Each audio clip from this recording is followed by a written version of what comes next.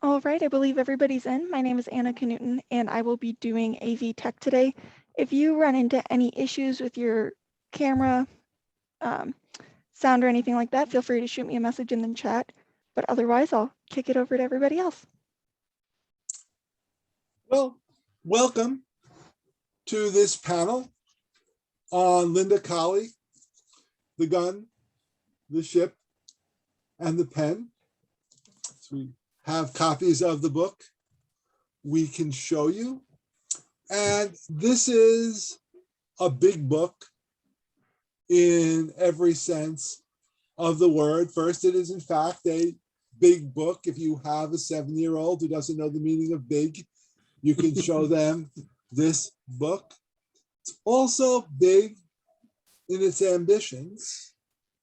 Namely, it really is a survey of constitutionalism throughout the world for 2 centuries. It is big in its scholarship. Professor Colley runs through history, law, political science, sociology, and remarkably, art. There's actually a rather remarkable amount of discussion of art. My one complaint on this score is no mention of Beethoven. And Beethoven's influence, one may say, or Beethoven's understanding of the constitutional world of the early 19th century. It's also big in its thesis. So we study constitutions and we say, rule of law, this, that, and the other thing. Professor Colley wishes to say written constitutions are a product of warfare, that nations planning for war, at war, recovering from war, had a need for written constitutions starting in the mid-18th century that would better enable them to organize their finance, mobilize their population, and have their population identify in the right ways so that they could plan for war, engage in war, and recover from war.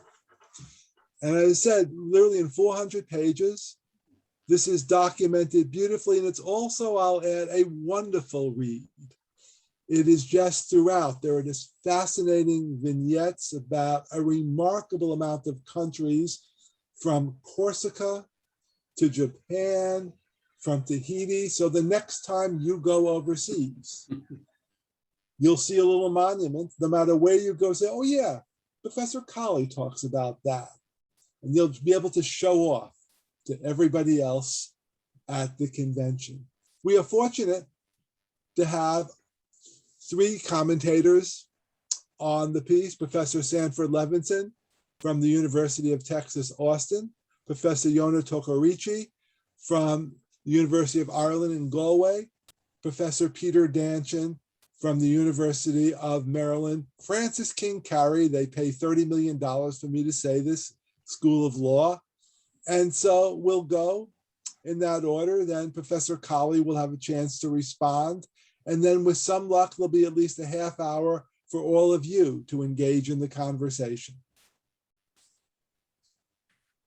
So Peter, or who? Sandy, are you kicking us off? I forgot the order already. Okay. Sure.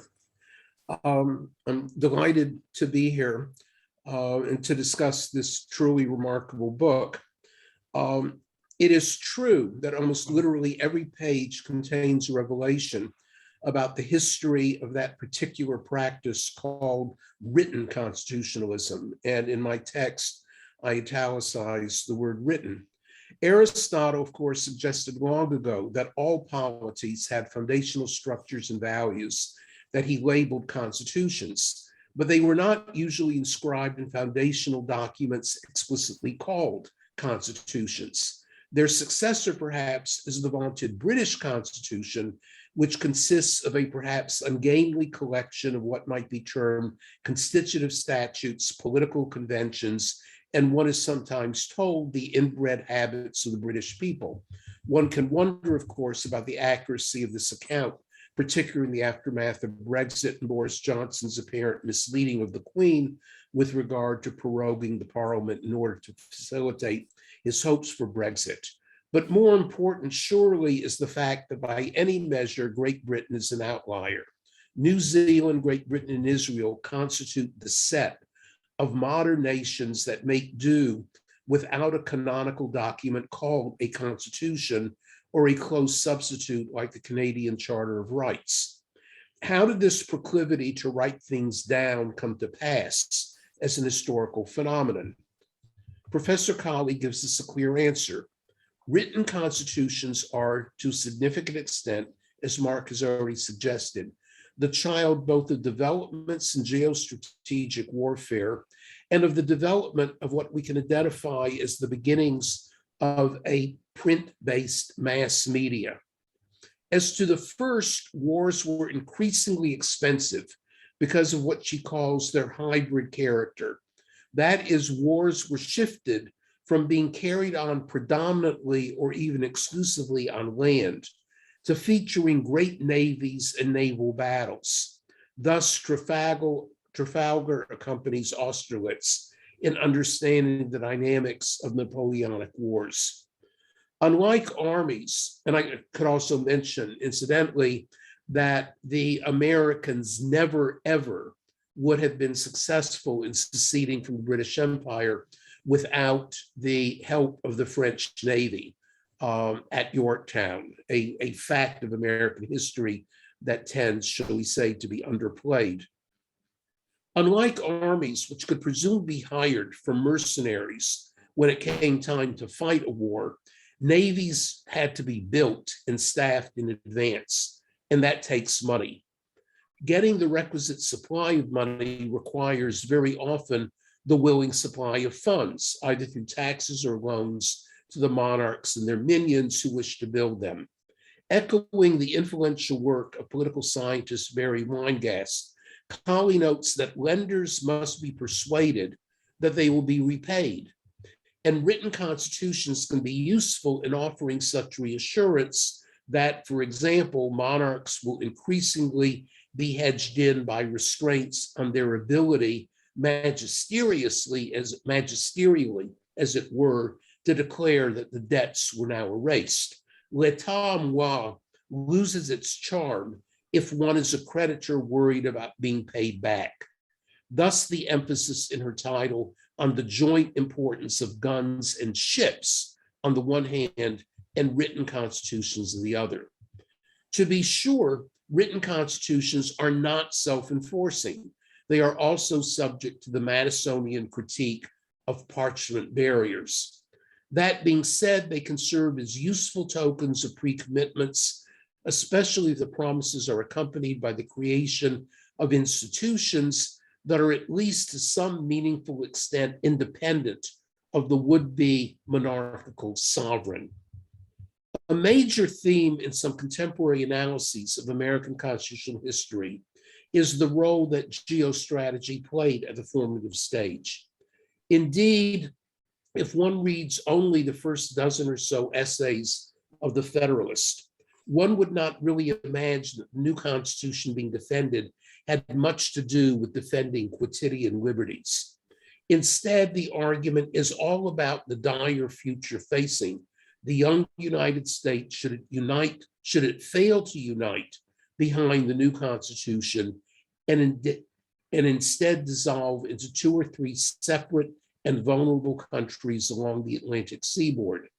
Although almost everyone knows about Federalist 10, whether or not anybody actually read it at the time, almost no one today is aware of Federalist 11, which is all about the necessity of building a navy quickly in order to guard both against smugglers and invasions from a variety of European countries.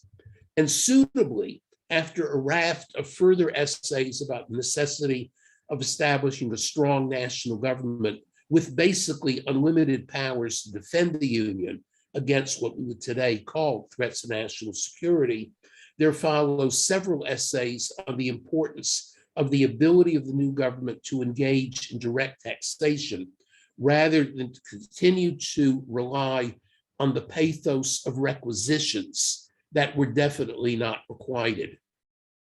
One of the major contributions that Colley makes is to displace the United States Constitution from its pride of place as the first more or less modern constitution. Like many other readers, I suspect, I had no idea that Sweden had led the way with a 1773 written constitution, nor that Catherine the Great had drafted a constitution for her vast empire, though it obviously never went into effect. Colley is describing a true zeitgeist in which the Americans partook instead of a world in which all of the world looked to America for inspiration. And of course, a major contribution of the book is its almost loving description of many subsequent written constitutions, including that on Pitcairn Island, heretofore notable only as the island on which the mutineers on the Bounty found refuge. So there is no doubt that anyone interested in comparative constitutional law must read this book. It offers an unparalleled descriptive account going stunningly beyond the relatively small group of countries that Ron Herschel has derided as the usual suspects in too much comparative analysis. Whether or not Pitcairn Island will actually enter our syllabi, one can be sure that many of her other examples, including unsuccessful efforts, should do so. And as already indicated, Colley is also offering an explanatory account that largely focuses on the fact, much emphasized by Hamilton, but of course not only by him, that the international political system is basically Hobbesian, featuring rapacious countries that, if not rebuffed by military power, will prey on weaker countries. One gains additional appreciation for the inclusion of providing for the common defense in the preamble to the United States Constitution. In a very real way, it takes priority, at least causally, over other promises about establishing justice or securing the blessings of liberty. No doubt the gun, the ship, and the pen will provide grist for milling dozens of future dissertations that will test her account with regard to specific countries. Like Philip Bobbitt's The Shield of Achilles, it is grand, overarching narrative of constitutional development that attributes primary import to geostrategic factors. And like all overarching narratives, it is undoubtedly subject to inevitable nominalist arguments that Albania or Zanzibar is importantly different. But even as her thesis is tested and perhaps modified, what accounts, for example, today of the failure of China, at least so far, to develop a sufficient legal tradition, perhaps instantiated in a written constitution that would reassure lenders to that country that they would in fact be repaid? The book will serve the purpose of all classics in historical political analysis, which is to reorder an existing field and to ask important new questions. As the author of Ecclesiastes might have put it, there is a time for sweeping narratives and a time for meticulous monographs, or more to the point, any flourishing field needs both. And one suspects that the sweeping narratives often come first precisely because they serve as the inspiration for the later monographs. So I shared Jill Lepore's enthusiasm for the book, expressed in the New Yorker, which immediately after I read it encouraged me to order the book immediately, and even more unusually, actually to read it immediately. Including, indeed, Lepore wrote that if there were a Nobel Prize in history, she would award it to Colley. So, do I have any reservations? The answer is yes. And it has to do with the emphasis on writtenness.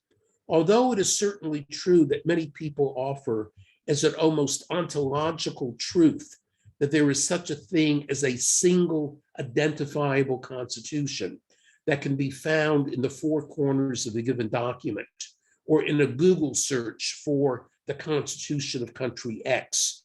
One can, I think, almost always demonstrate that all such written documents are accompanied by unwritten companions in the overall enterprise of constitutionalism. The giving of the written law on Mount Sinai, it is said within Judaism, was also accompanied by the revelation at the same time of the oral law.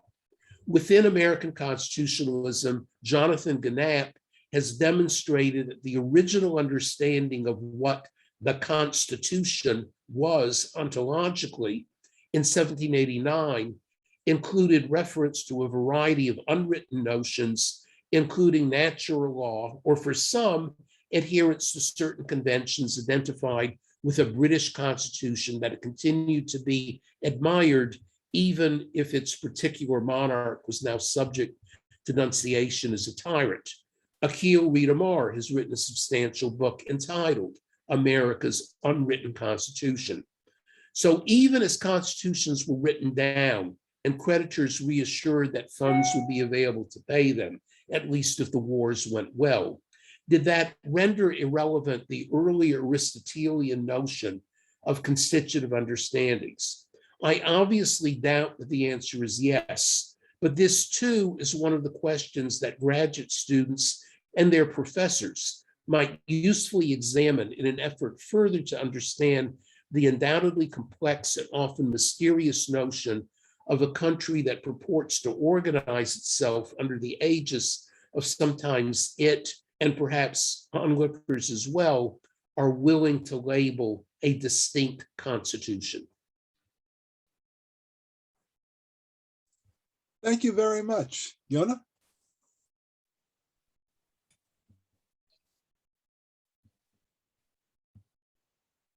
Thank you. So I'm delighted to be participating in the discussion of this fascinating book, which provides a very insightful presentation of the geopolitical context of various revolutions around the world and the movements towards constitutionalism that they created. For my purposes, and I've been working on the French and the American Revolution and comparing the two revolutions and the conceptions of constitutionalism that they led to, it was fascinating to discover more about the relationships between these two revolutions, but also the waves of revolutions that they led to. And it was also fascinating to discover the attempts at constitutionalism that preceded them. So it was interesting for me to read more on the relationship between the two revolutions. And as you note, during the 18th century, engaging in and sustaining large-scale hybrid warfare led the Western powers involved in them to experience extreme levels of stress. These stresses played a role in fostering the emergence of new political ideas and in provoking major political and constitutional shocks and reconfigurations. In America, during the 7 Years' War and after the war, there was a presence of British soldiers who were seen as signs of a tyrannical style of imperial authority, and also increased taxation led to discontent, and this progressively led to the Declaration of Independence. And France itself was facing its own issues, as you know. So near bankrupt in 1763, its monarchy did decide to restore national prestige by reinvesting in military projects and, of course, to help the American Revolution against the enemy the Americans and the French shared Britain. And this, of course, deteriorated even further its own economic situation. And in the search of new sources of revenue, it convened the Estates General to consider new taxation. But convening this assembly, which had not occurred for 175 years, instead of helping the monarchy obtain revenue, led to bringing about a constitutional and a social revolution in France. And it was also fascinating to see the repercussions of the French Revolution upon the French colonies. And Saint-Domingue, I think, was an amazing case where a revolution was fired up by the early stages of the French Revolution. And although up to the moment slave uprisings were recurrent phenomena in the Caribbean and the Americas, most of them were quickly extinguished. But this was not the case with the 1791 on Saint-Domingue, as you described. On the contrary, it led to France abolishing slavery in 1794. And later on, also Saint-Domingue succeeded in becoming independent. And it was also fascinating to see how the American constitutions were influential all over South America. Venezuela, Mexico, and a text which found its way to Ireland and India. And although India and South America started focusing all the more on the rights of indigenous populations, American states were issuing new constitutions which excluded broad categories of the population, those who were not white, from exercising political rights. And of course, I was also fascinated to read about Pitcairn, a little island in the middle of the Pacific, which in 1838 obtained a written constitution which proclaimed that all adult men and women were to be enfranchised in elections. And also, you argue that constitutions played an essential role in the design and proliferation, that empires played an essential role in the design and proliferation of constitutions. And it was fascinating to follow the waves of constitutionalism that you describe.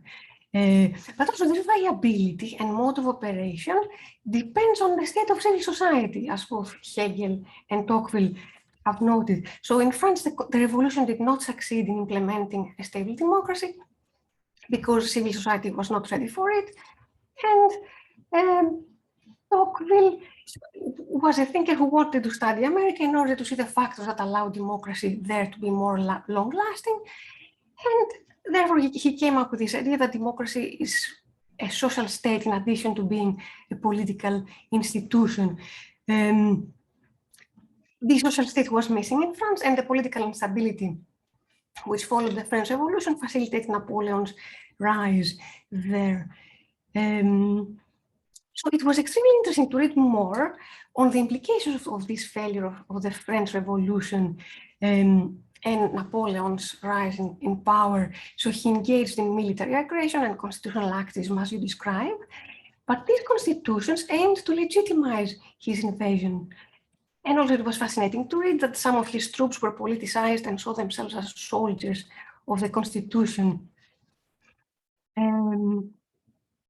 And that he used constitutions upon continental territories to embellish and legitimize his European possessions.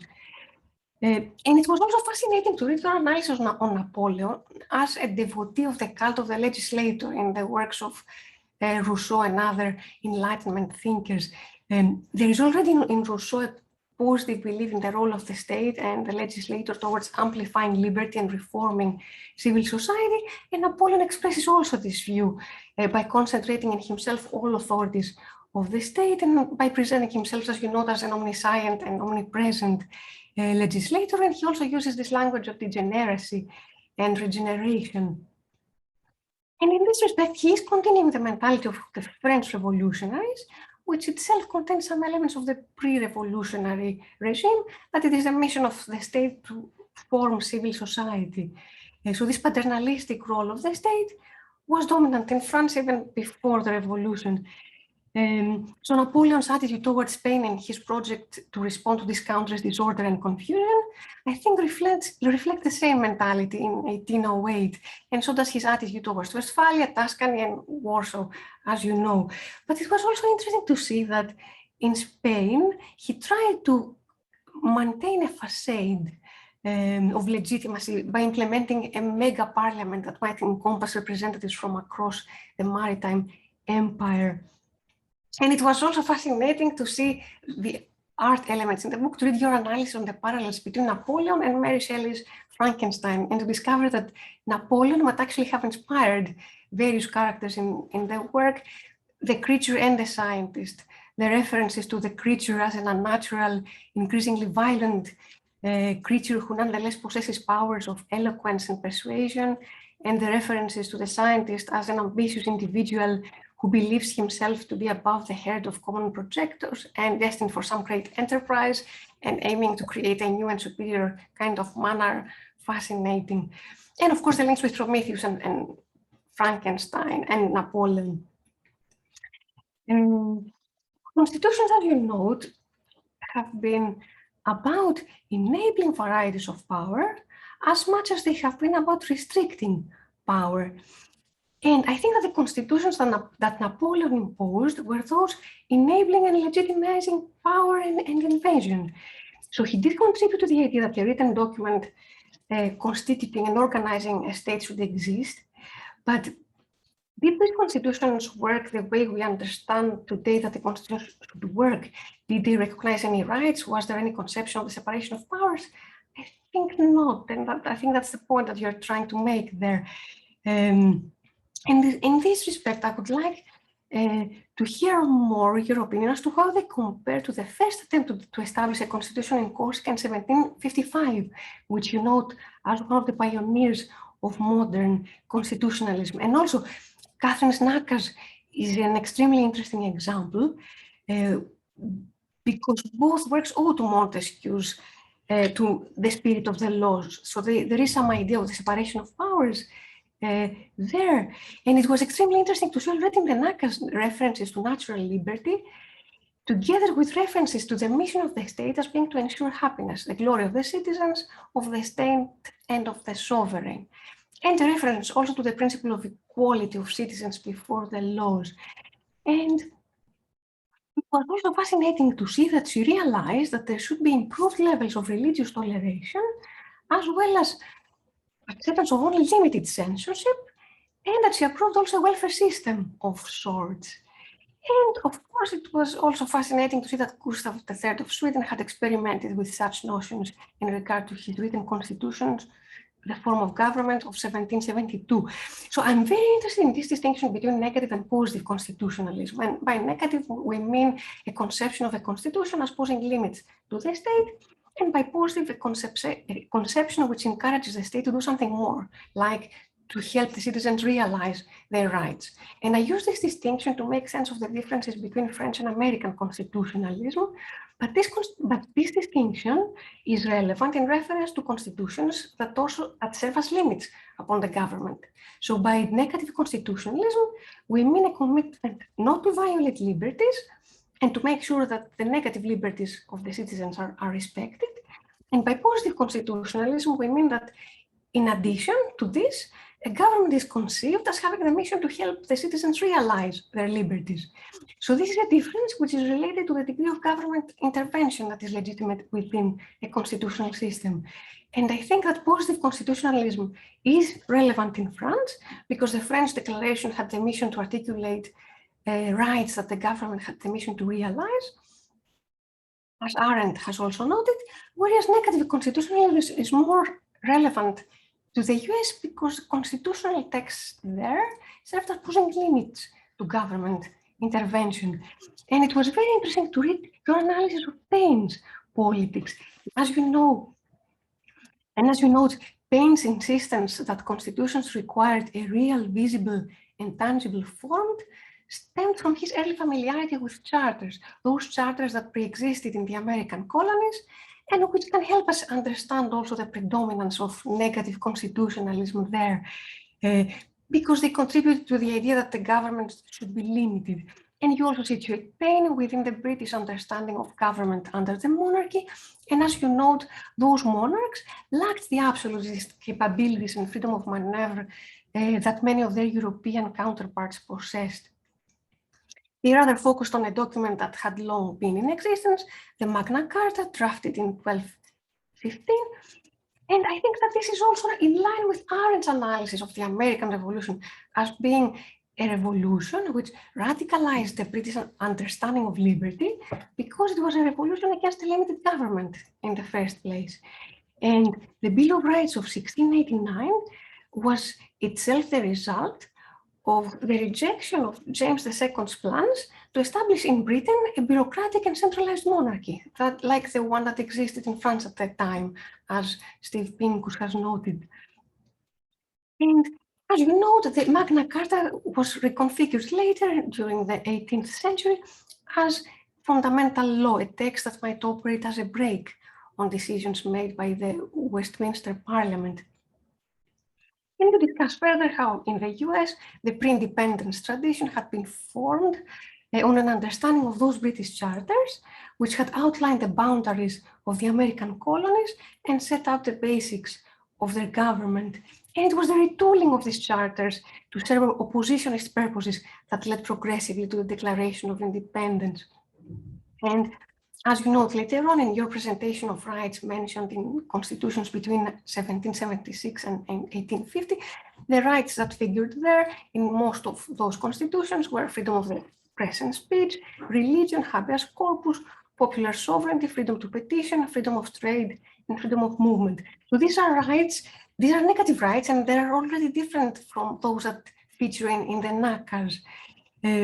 So I wanted to ask you, so what is your sense? I want to learn more about your sense about those charters, and what was their contribution to constitutionalism well before Pauli's Corsican Constitution? And I would be interested more in learning how you compare those to the NACAs and Gustav's form of government, and how you also compare the Corsican Constitution to those other two documents. And in general, what do you think about this distinction between negative and positive constitutionalism, which presupposes an understanding of constitutions as restricting power and not enabling it, in opposition to those constitutions that Napoleon imposed, which aimed to enable power? Thank you. Thank you. Peter. Great, thank you. Well, thank you first, Mark, for bringing us together on this panel and giving us the opportunity to comment on this really remarkable book. I must confess that I feel a little bit like a jazz musician commenting on the work of a great classical composer who's just produced a symphony in 4 movements. And I think my comments today are going to be somewhat fragmentary and syncopated, but I hope at least lively. As many commentators have noted, The Gun, the Ship, and the Pen upends much of what historians have believed about the origins of written constitutions. And the all too common narrative that Sandy spoke about, that Western notions of constitutionalism, especially American and French, of course, have served as a model for what is often called the age of constitution making. And of course, that era is also closely associated with the spread of democracy. So as Jill Lepore, who Sandy mentioned as well, and the New Yorker has noted, the book does seem to make at least three major interventions into this commonly accepted narrative. The first, of course, is about where we find the origins of constitution writing. And of course, as many have noted, Professor Colley finds this very far from Philadelphia. And indeed, the narrative begins in 1755 with Pasquale Paoli drafting Corsica's Constituzione. So that, of course, is very refreshing, I think, to those of us who commonly come up against the American narratives in this area. The second, of course, and this is quite striking, I think, is the separation of the spread of constitutionalism from the rise of revolutionary republics and notions of democracy. And of course, Corsica, the US, France, Haiti are some of the main examples discussed. But this idea that the European monarchies, and of course the figure of Catherine the Great of Russia, with her 655 clause nakaz, penned in 1767 and inspired by Montague's Spirit of the Laws, looms very large in terms of the role of constitutions in imperial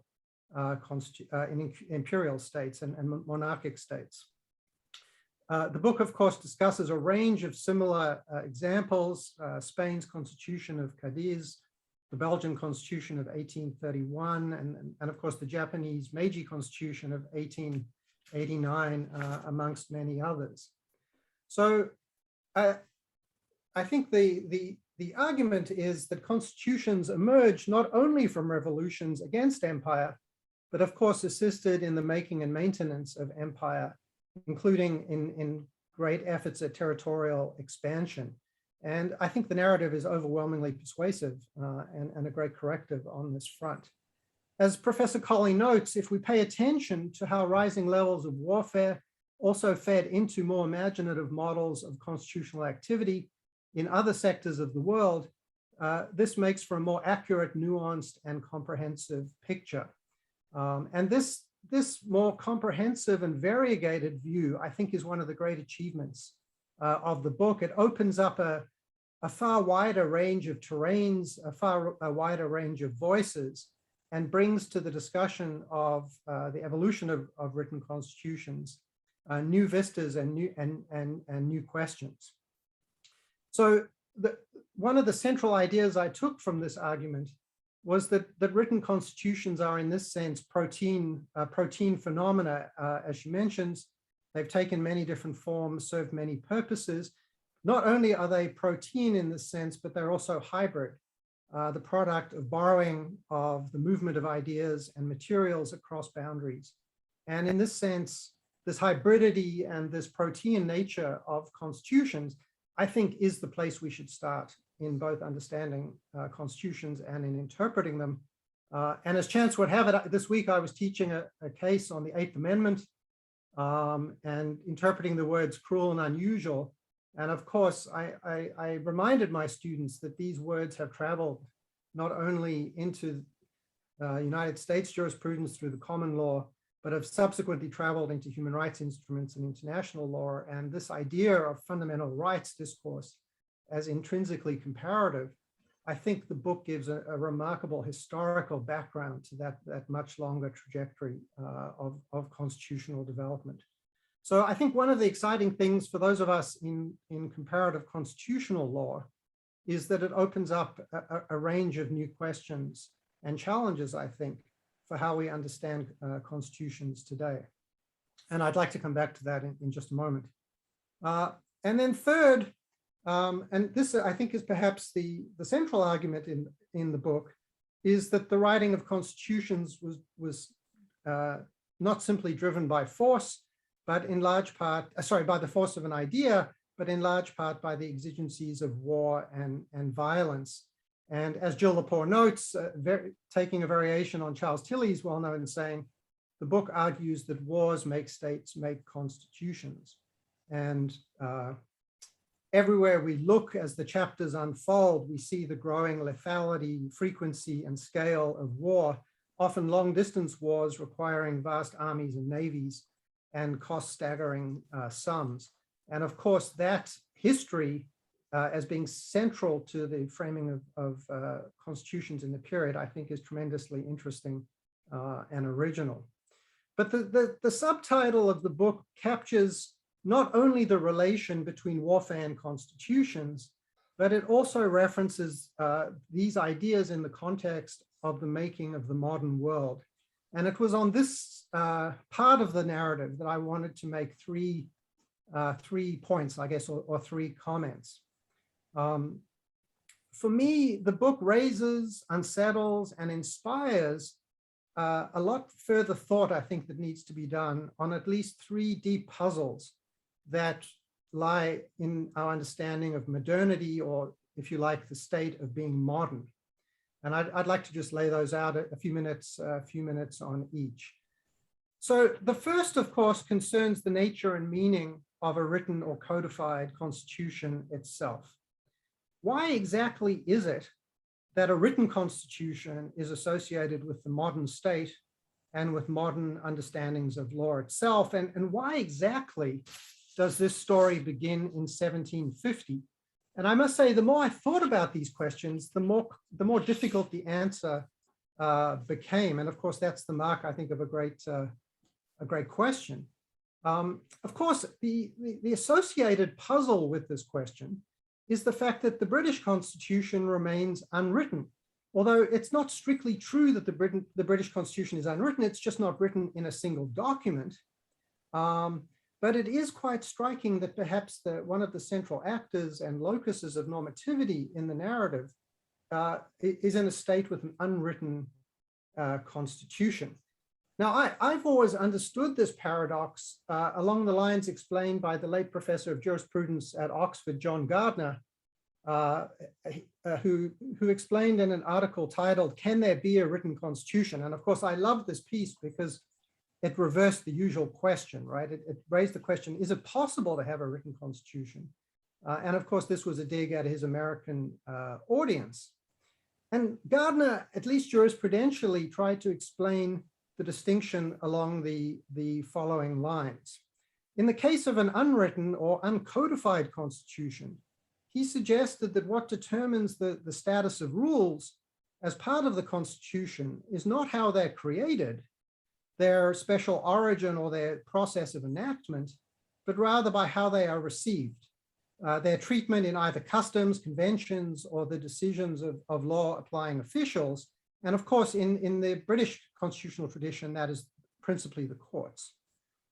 So the point is that unlike a written constitution, the tradition of unwritten English constitutionalism locates its foundations not in a spontaneous act of sovereign will, but if you like, in a discursive tradition of historical legal thought, perhaps of legal practical reason, which in some sense precedes acts of sovereign will.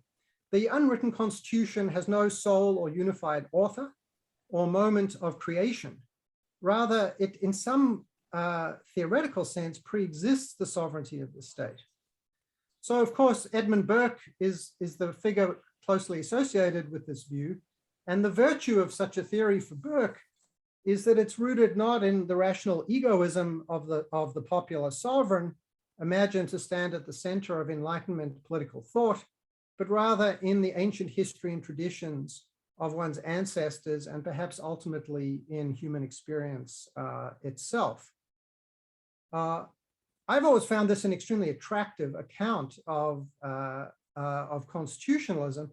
And of course, it stands in distinct contrast to the American notion of a written constitution. And of course, for Gardner, the American experience is singularly located in an exceptional act of popular sovereignty, of popular self-determination.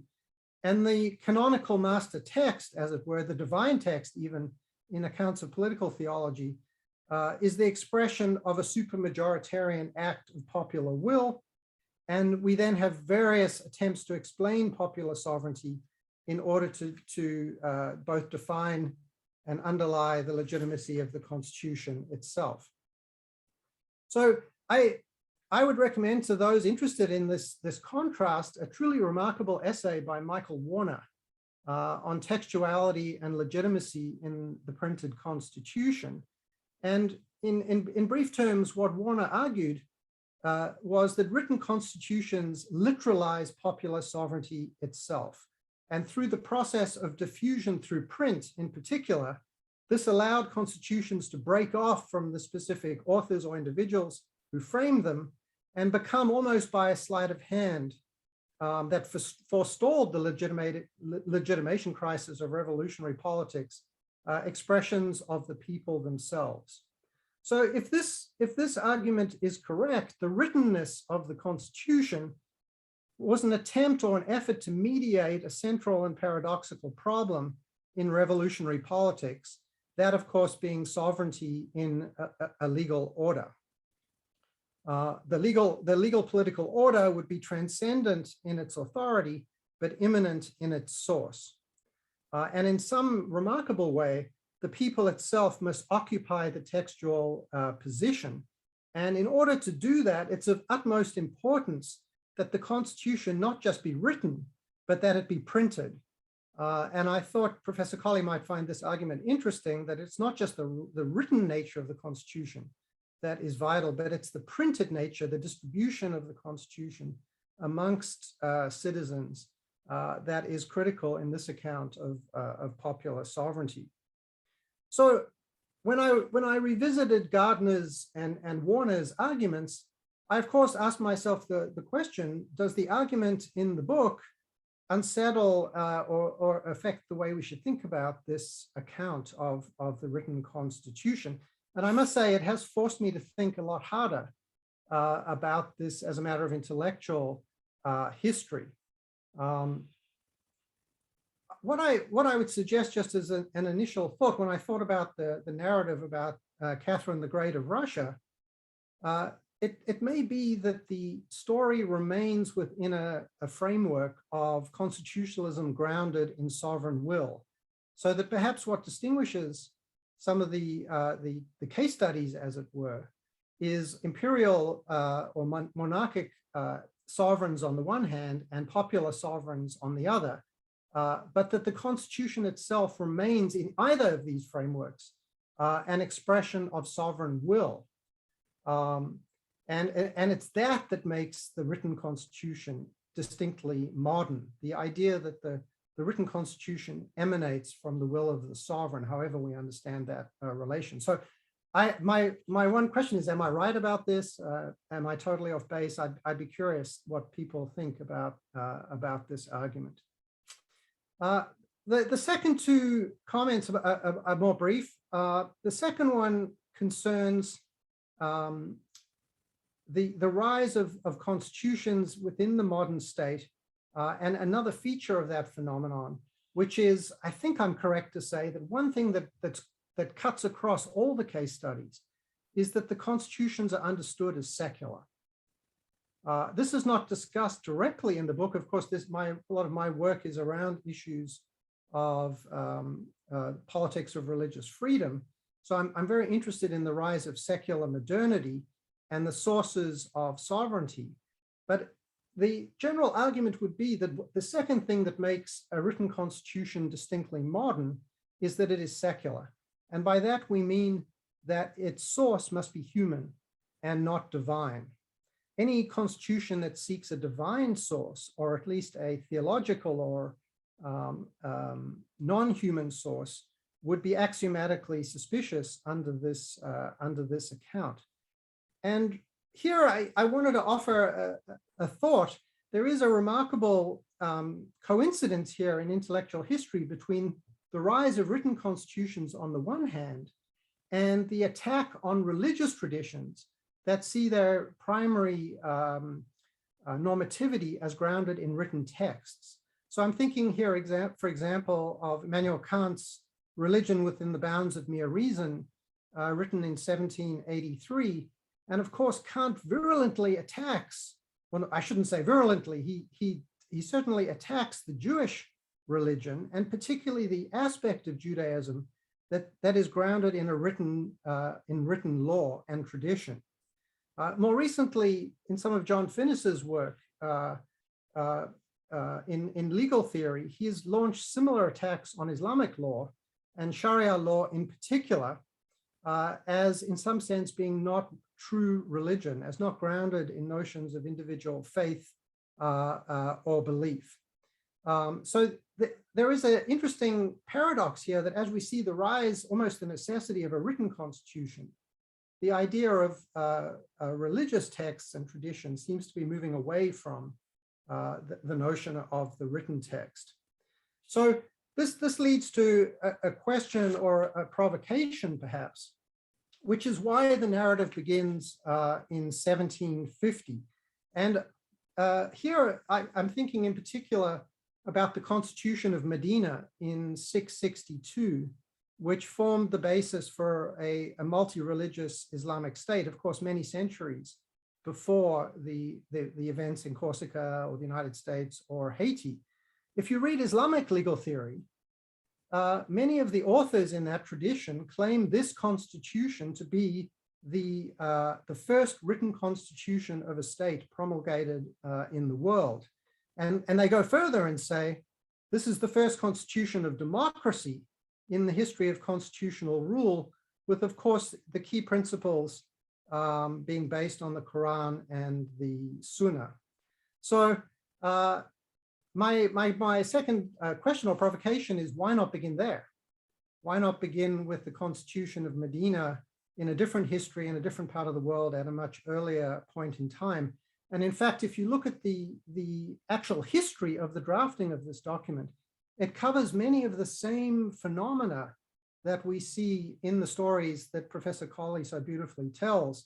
The attempt to create peace between rival regimes, the attempt to establish basic principles, the issue of women's rights comes up quite clearly. It also includes, of course, issues on taxation and representation involving warfare. So it's quite a fascinating example of a written constitution that seems to arise from much of the same phenomena that are recounted elsewhere. So I think my time is probably expired, but The last point just to lay on the table is the narrative is distinctly, of course, about national constitutions.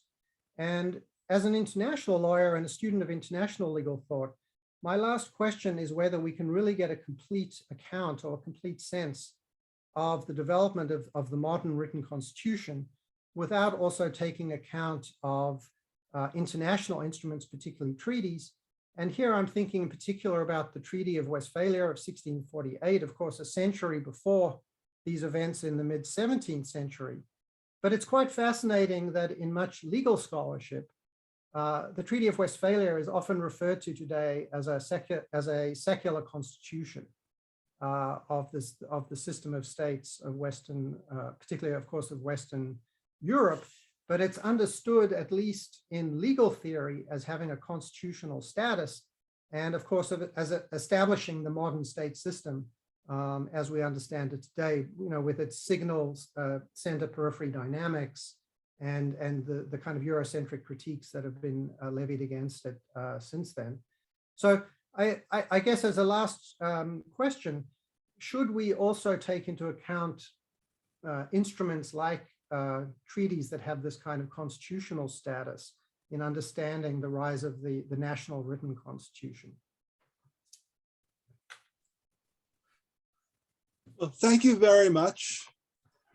To add a few words, and hopefully not much more than a few words, so Professor Colley and all of you can speak, I'd like to do two things. First, simply highlight a couple of points made about this marvelous book. The first is, as Professor Levinson pointed out, it's not focused on the usual suspects. Indeed, in the book, there is no usual suspect. There is no one country or two countries that are sort of singled out. You simply know the history of Spain. That's all you really need to know. That we discover that the global South has a constitutional history in Africa, in the Asian islands, in Japan, that isn't simply a modern history. It's a history that coincides with European history, that is influenced by that history and acts on that history. That just as Western nations saw Western constitutionalism as superior, demonstrating the superiority of the West, so non-Western nations use constitutionalism to fight colonialism, and in the case of Japan, even push back on colonialism. A second feature worthwhile is, in a good deal of theory, constitutionalism is constitutional democracy. I think after you read Professor Colley's book, that's simply untenable. Either that, or you have to decide most of the world in the 19th century didn't know what a constitution was.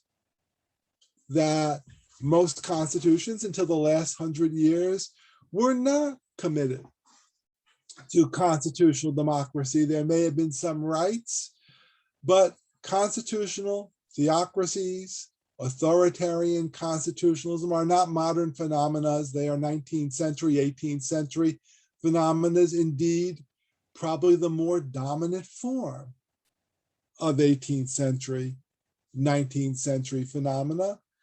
And last, I think a point that's been made and worthwhile in the book is constitutionalism as a site of struggle for inclusion and exclusion. And here, the American South is a wonderful example. You get constitutions after the Civil War that for the United States are models of inclusion.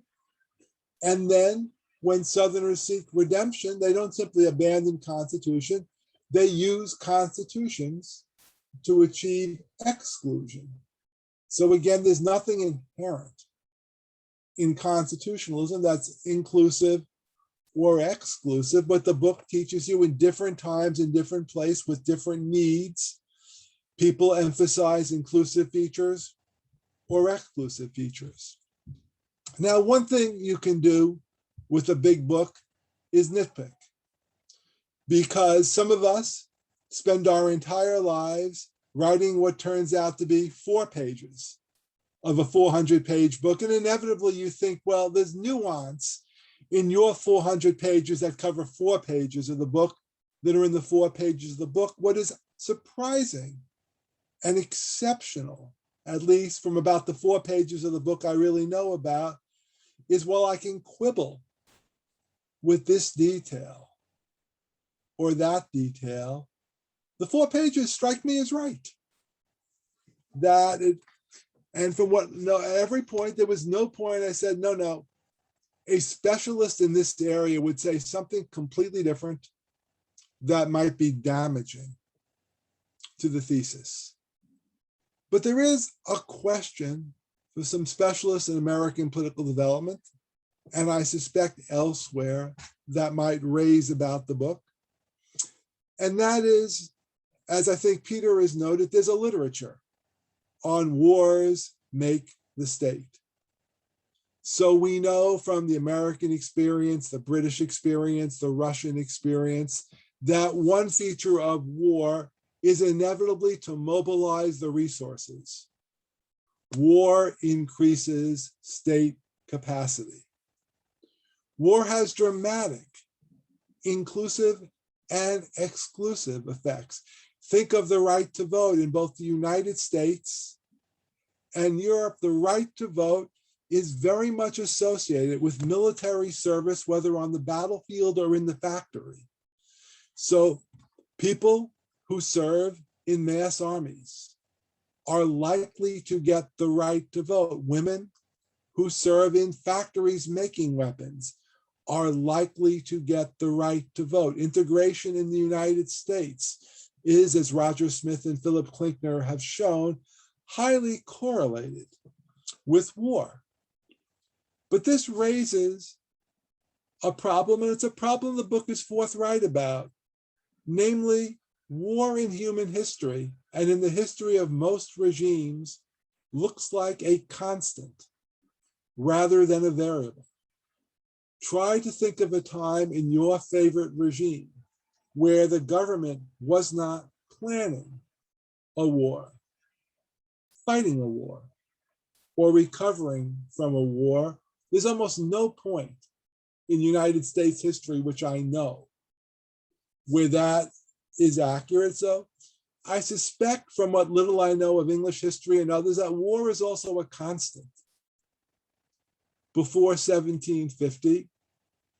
And it wouldn't surprise me if we discovered regimes had difficulty raising the resources for these smaller wars.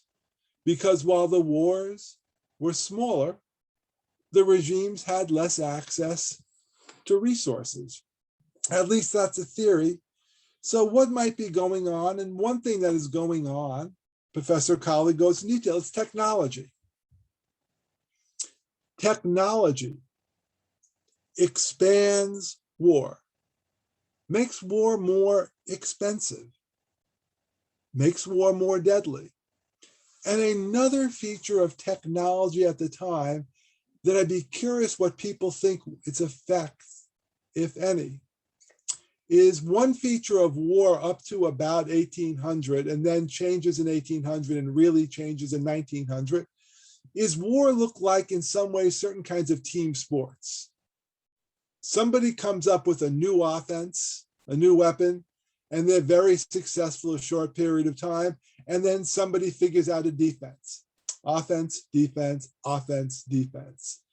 Sometime around 1800, and clearly by 1900, the offenses outdid the defenses.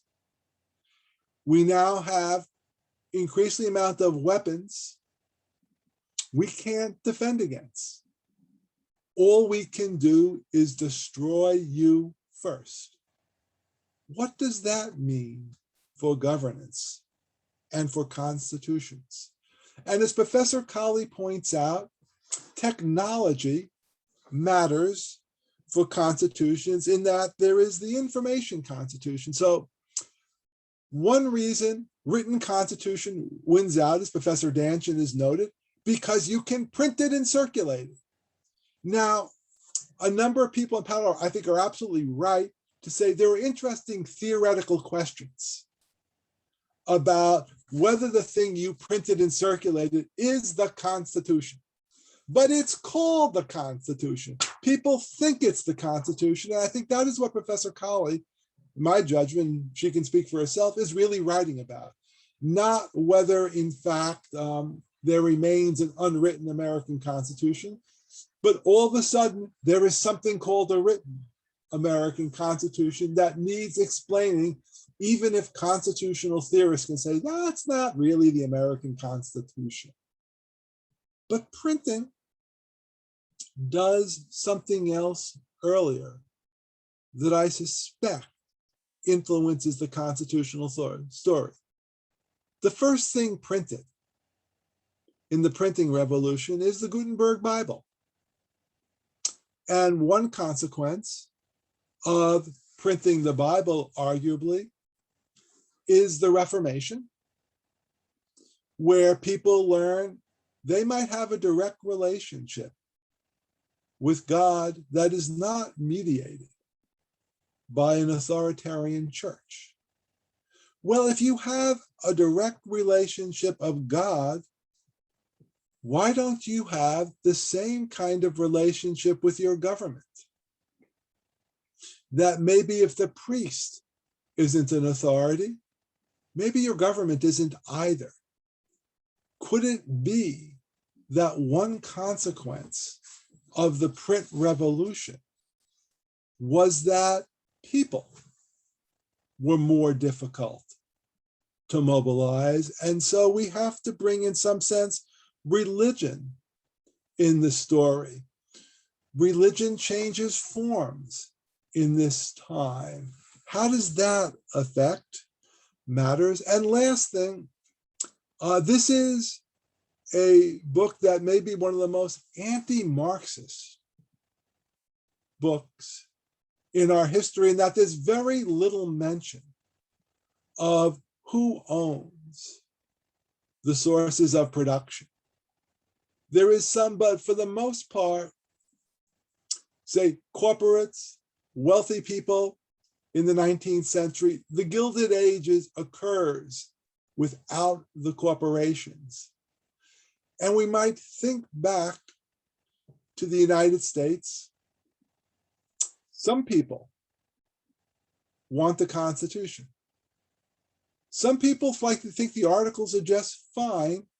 It's not clear to me that the people who think the Articles are just fine are worried any more or less about invasions or military attacks or civil war than the people who want the new Constitution. The division seems to be far more over control of the economy. And at least that's the part of the story. And what I've essentially said is, this is a very big book. And even if I raised the right book and not the book that I was using just to take notes on, this is a very big book.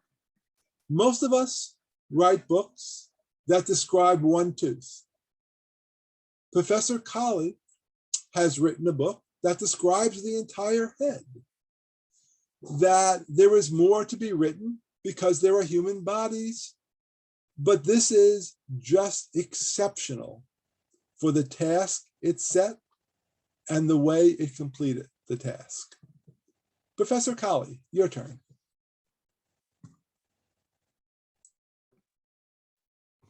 Well, thank you very much. First of all, lots of thanks, really. It's a great honor and pleasure to take part in a section of this conference. And I do want to thank Mark for organizing this panel and for inviting me. And I want to thank you all for putting together such valuable and learned and suggestive comments. But, you know, riches can overwhelm. And I feel that you've made so many wonderful comments that I'm not at all going to be able to do justice to them all. And indeed, I'm going to have to think very hard about some of the points you've raised, which is a sign of their quality. But thank you for taking so much trouble before I start doing so. Let me start with Sanford's point that others of you mentioned. What about the unwritten aspects of constitutionalism? Are they not important? Well, coming from the country I do, I know a bit about that. And I wouldn't in any way deny that when we're talking about cultures of constitutionalism, many things are involved other than the particular document which is called the Constitution. Absolutely. But my book is very much about spread. And it seems to me that when one thinks about this issue of spread, how does this particular piece of political technology, as I call it, spread across so many terrains, albeit taking different forms as it goes, then the fact of writtenness and also printingness becomes absolutely crucial in all sorts of ways. And, you know, I try to talk about this in the book, the increasing tendency of different kinds of polities, not just to print their constitution for the benefit and for the formation of their domestic population, but exporting copies overseas to assert their identity, to proclaim their existence, to propagate their ideas across the globe.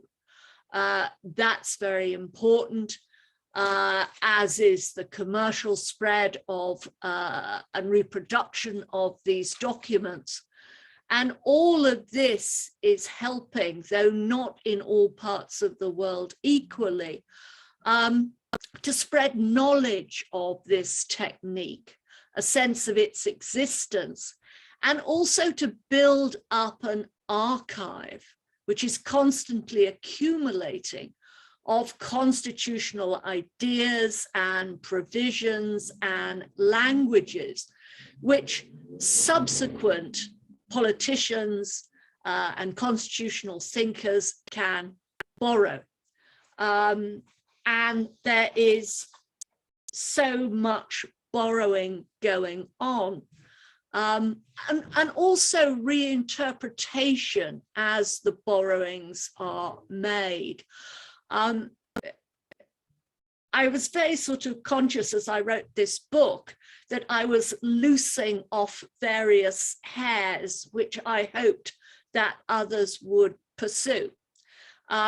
And one of the things that I wanted more people to do was, since this is a cross-disciplinary book as well as a cross-national and a cross-continental book, I do think that, and you know this, that these documents called constitutions are of wide interest, and they need to be looked at by scholars of literature, and certainly scholars of print, scholars of language.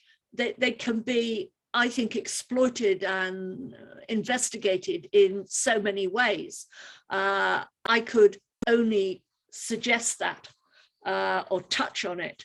And I think, you know, I hope that this book will encourage a lot more diverse scholarship, since these are texts that certainly deserve it. But yes, this debate about the writtenness and non-writtenness of constitutions, of course, people were talking about this constantly in the past, not just now, and they were able to find substance for their arguments in, of course, the Bible, but also the classics, where the arguments about the merits of oral-based law as distinct from written and inscribed law. You get lots of sources on this. St. Paul's, in I think his letters to the Corinthians, talks about which of these kinds of law is superior. And you can see those biblical references feeding into 19th and indeed late 18th century debates. Joanna, I must read up and think more about this negative and positive constitutions. It's an interesting division. What I felt that most stirred in me in response to your comment was almost, I was thinking of a question in response to your question. You talked a lot, understandably, about revolution and revolutions and constitutions. I suppose one of the points I was trying to make in sectors of my book was the considerable overlap in practice between revolutions and wars. And there's often, I think, too much stress on the divide between them, whereas in practice they were often intermixed. The French Revolution very quickly became a European war and then a global war.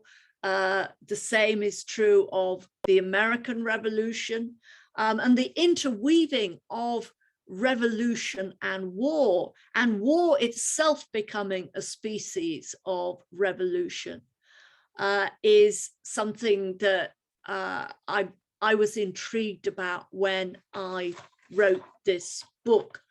And I mean, that's partly why I'm made slightly uneasy by this phrase, the age of revolutions, because it seems to me it could also be an age of war, because the binary between war and revolution is in fact an uncertain one at that time. Peter, you raised again so many issues and your problems with the making of the modern, what exactly that meant. I do think Bin Wong, who has written quite cleverly about the making of the modern, puts it very well when he says, you know, there are many pathways to the modern. And I was certainly not wanting to suggest a single pathway to modernity. Indeed, as many of you have commented, and I was glad that that came through, it is the diversity of constitutions, the different uses of them, the way that different regimes are able to exploit them and adapt them and adopt them, that was part of what intrigued me. Why Britain? A polity that rejoices increasingly in its modernity in the 19th century, which indeed sees itself as the most modern part of the globe. So why no greater grip of written constitutionalism there? How indeed do British apologists grapple with that issue? Well, I think they do it in various ways. partly, again, they recognize that one of the crucial aspects of a written constitution as a single text and its putting into print is that this is a superb way for states to project themselves across the globe. And the British are certainly not going to miss out on this particular aspect of written constitutionalism.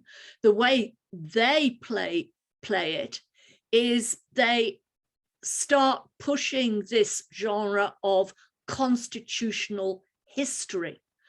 And if you look at book titles, the first time that constitutional history keeps emerging in large numbers in published titles in Britain is the 1820s.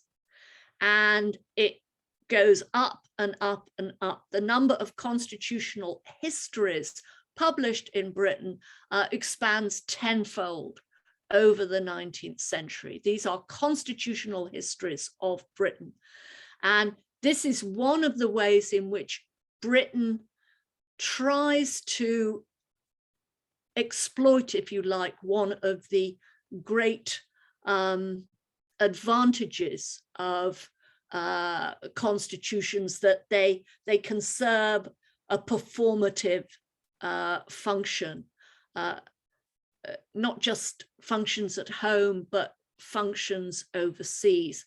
Given that Britain controls so many publishing links across the globe, they can send versions of their own constitutional history around and say, this is how we do it. But I suppose the other way that they get round it is, of course, exceptionalism. And Dicey agonizes about this increasingly. And his line is, well, you know, Rome didn't have a written constitution. Ancient imperial Rome that dominated the world didn't have a written constitution. Neither do we, which gets a bit queasy. But even Dicey, at the end of his career, is admitting that the codified constitution has, if you like, won the game. And Dicey also says that one of the things that the British type non-codified constitution demands is a very skillful, highly educated and aware political class that knows what is not written down. And he becomes decreasingly certain that the British political class is really up to the game. I hate to think what he would say now, because that becomes more and more true. Secularism as part of modernity and how that relates to constitutionalism. Well, I'm not so sure about that, because the Constitution of Cadiz was very unsecular in many ways. It was very determined to, I mean, while it was broad ranging in the number and the type of people it was prepared to admit to citizenship within the Spanish Empire, it confined, it was the Catholic Church that was to be the only recognized church in the Spanish Empire. And when the Spanish colonies became independent, they tended to retain this, that Catholicism was to have a monopoly position in these states, however emancipated they were in other respects. And indeed, if you look, as some computer analysts of constitutions in the 19th century have done, as to what is the most recurring phrase in 19th century constitutions. It's in the name of God. And you get these constant references of God as the great legislator, God as the first legislator. So different roads to modernities. I don't know much about the Constitution of Medina. Thank you for telling me about it. I think, like many texts, and I was aware that Islamic scholars of the Islamic world, just as scholars of ancient China, would probably have things to add to my analysis and perhaps to question it. I think, again, the problem with many of these great Islamic texts, one comes down to the absence of print, which is something that the Islamic world has increasingly to deal with. They cannot propagate their notions in the same way. They can use script and they can copy them, and they have all these scholarly networks which are very, very important, but it's not the same. What about treaties? Again, I think that's an interesting point, not least in how treaties often capitalize on some of the print techniques that constitutions also exploit. One of the things that I became interested in as I wrote this book was the way that constitutions were often issued as collections, both by commercial publishers and by politicians. So you would publish your constitution within a compendium called something like Great Constitutions of the World, or Compendium of Modern Constitutions, thereby inserting your country's constitution within a wider collection. And it was a way of, again, promoting your particular document. This happened with treaties too. Compendia of treaties were increasingly issued. And in fact, the United States starts giving money for the publication of compendia of treaties at the beginning of the 20th century.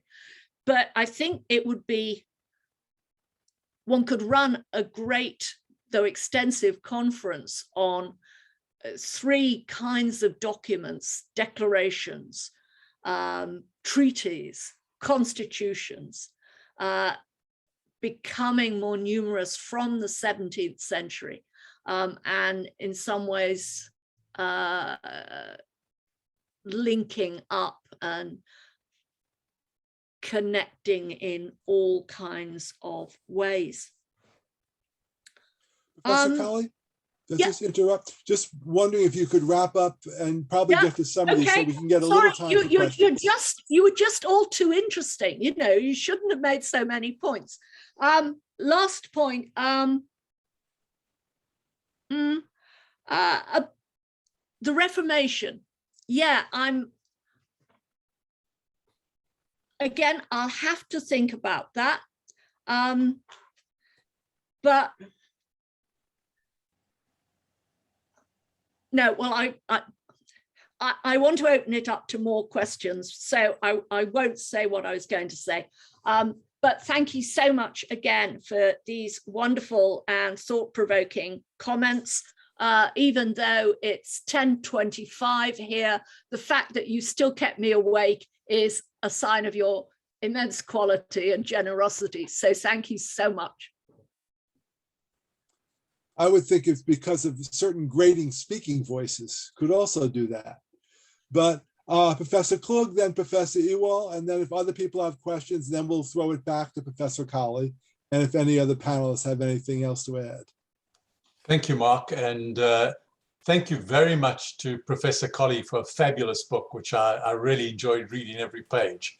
The question I have is, I was really taken with your notion, which we developed throughout the book, of this being a new political technology. And of course, that has interesting resonances, because the idea of technology, of course, is that technology changes over time. And this is a technology, if you like, that's stuck around now for quite some time. And one begins to wonder if we've reached a point where maybe this technology is being superseded in some way. Just because of the changing technologies in the world, just like print played such a large role in making this possible. But the fact that many, many jurisdictions with written constitutions today exhibit a real disjuncture between those written constitutions and the worlds that they purport to regulate and to control. And I know that it's never been a perfect match, but I wonder, as this tension grows at this point in the 21st century, whether a new technology is in the offing. Yeah, can I respond to Sure. that? Allowed to This is your birthday. You get to decide how we do the presents. Thank you. Yeah, I think that's a great question. Yeah, I mean, technology is shifting.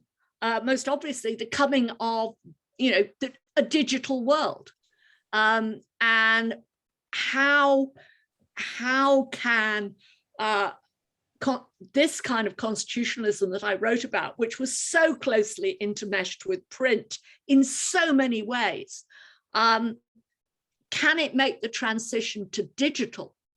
But the other way, and I tried to suggest this in my conclusion, that wars interlinking with constitution, well, we don't have, fortunately, the same kind of wars.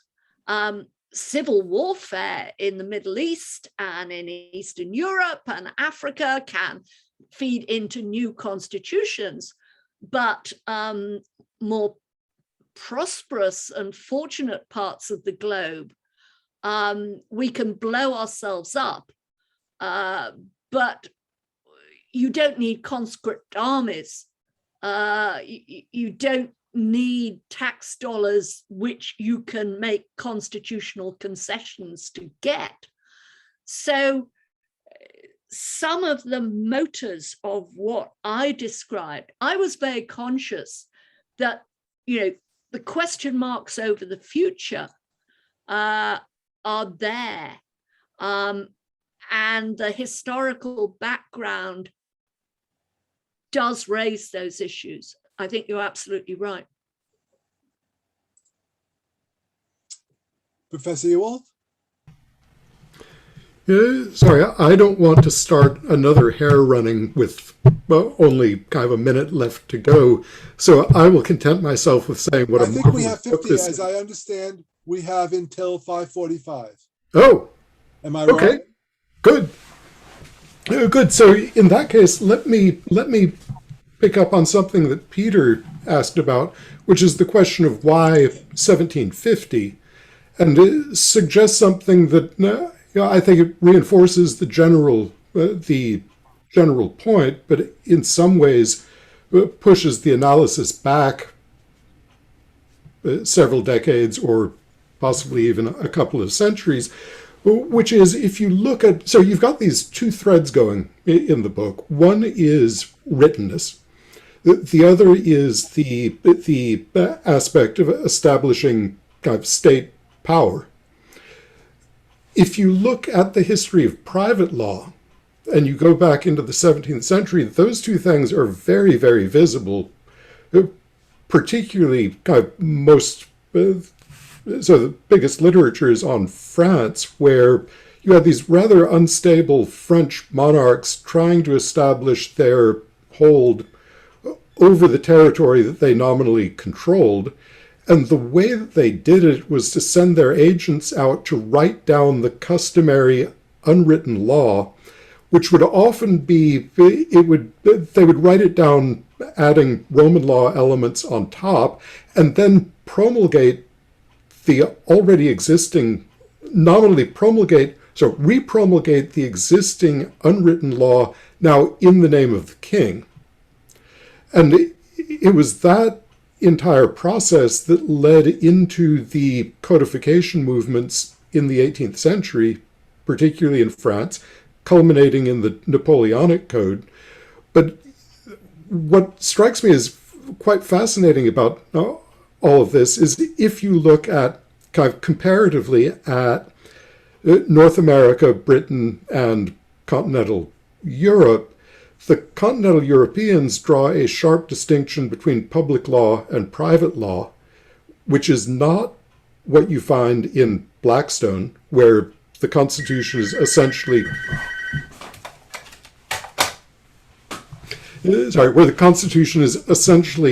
just the total body of English law. But when the Americans go to write their Constitution, it's a public law document.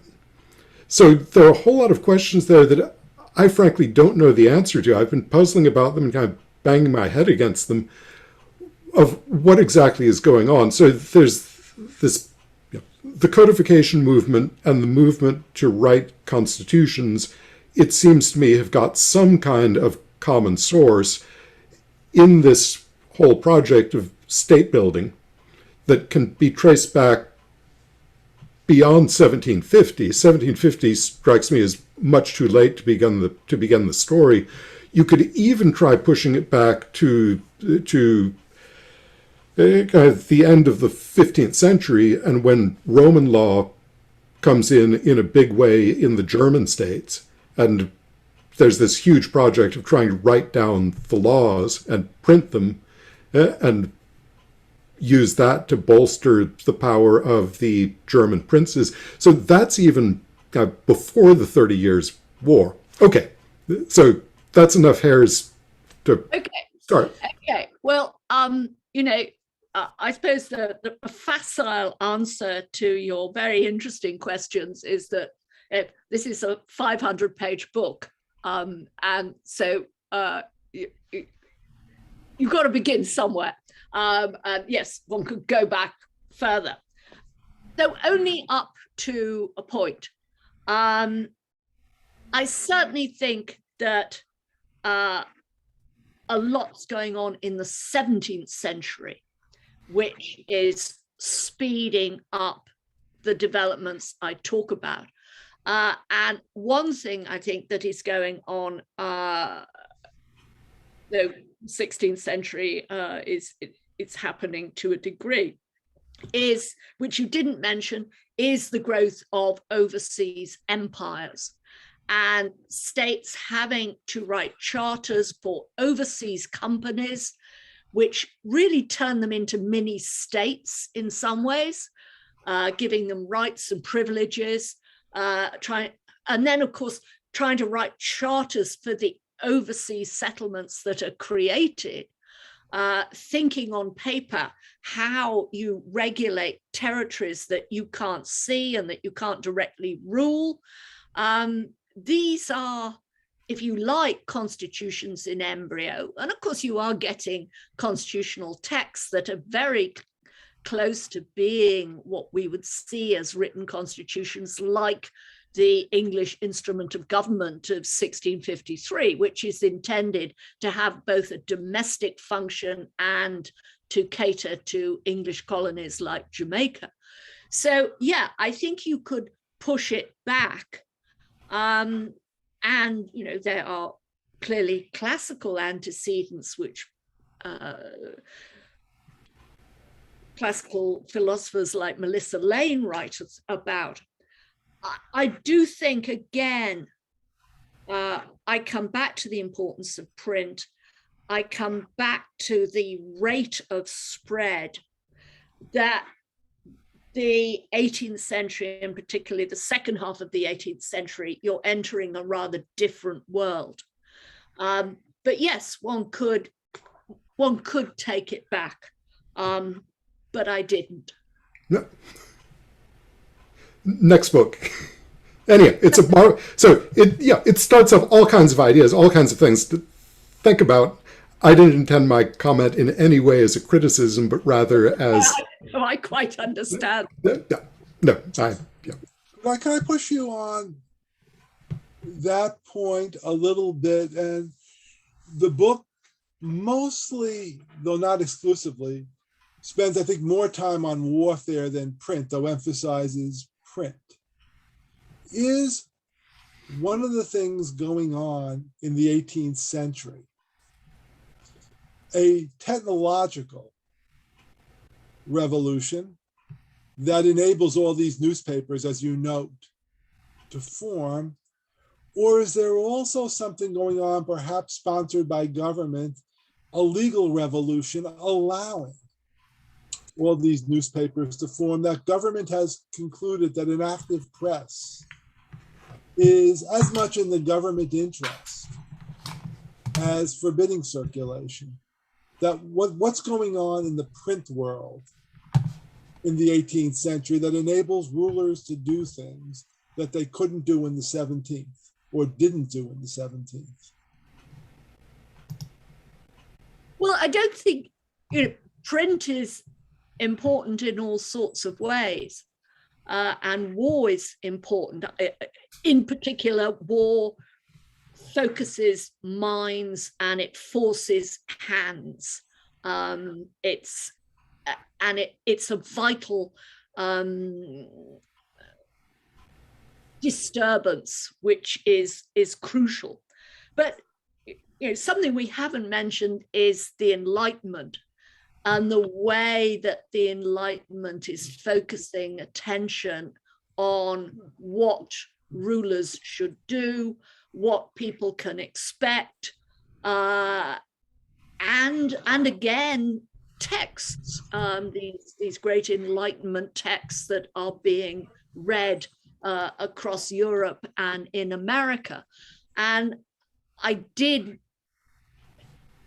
want, I do devote the second chapter of my book in part to the Enlightenment in connection with Catherine the Great of Russia, but also other monarchs in Sweden and Prussia, and indeed Tom Paine, who is an aspect of the Enlightenment. So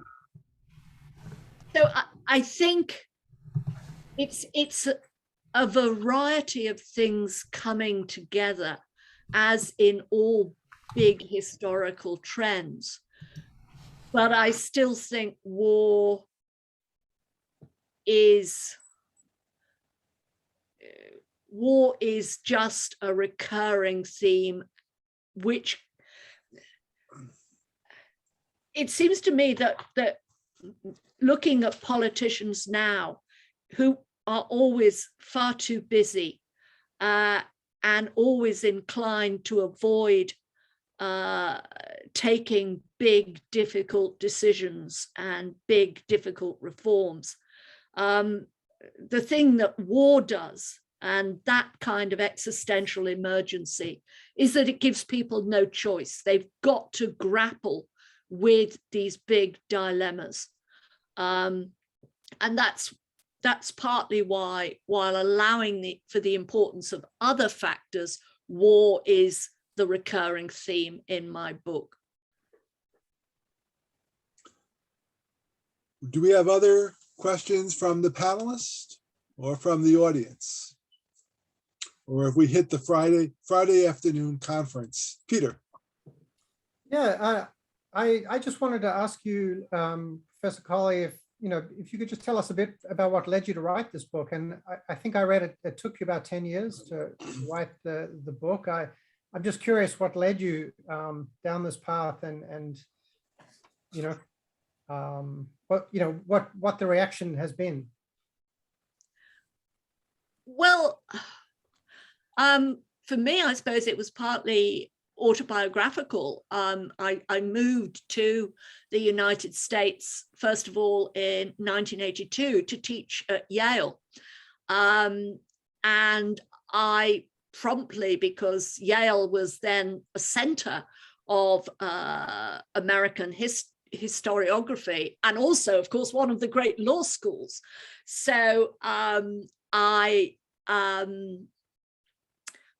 learned a lot from these American scholars in whose midst I had the privilege to be. And I suppose I became interested in constitutions at that point. But I was also interested because I come from a political culture that doesn't have a codified constitution, though I think that may change in part in the next 25 years, we shall see. And I suppose it was this mix of becoming more aware of American history, global history, and also my own sense that I really didn't know as much as I should about these devices, but also that there were questions that struck me as an outsider, which I couldn't find the answers to, and that perhaps I could make a contribution that way. And it just seemed to me that this was a topic to which global history techniques could usefully be applied, instead of just often celebratory national stories. And I wanted to get away from a kind of monolithic grand narrative where the spread of constitutions was about the inexorable rise of democracy, because it's clearly not. Thank you. It's fascinating. Could everyone join me in thanking Professor Colley and the panelists for, I think, an important book and an informative session? Fabulous, thank you. Thank you. And again, it's been a great privilege, and thank you for taking so much time on the end of Friday. Not quite so much the end of your Friday as it is of mine, but I'm enormously grateful. Thank you. Thank you very much. We'll now let the Europeans go to sleep. Thank you for doing this, Mark. It's fabulous. And Thank everyone for coming. Good questions. Mark, I think we should organize a conference on declarations, constitutions, and treaties. Yeah, no, I was thinking, that maybe we ought to start. One advantage of Zoom is while Zoom, I can start doing this before Heinz or Eugene or someone else thinks so. We have a schmooze topic. Exactly. Yes. Thank you all. Bye, everybody. Bye. Take care. Great to see you, Hans. Ciao. Yeah, great to see you guys.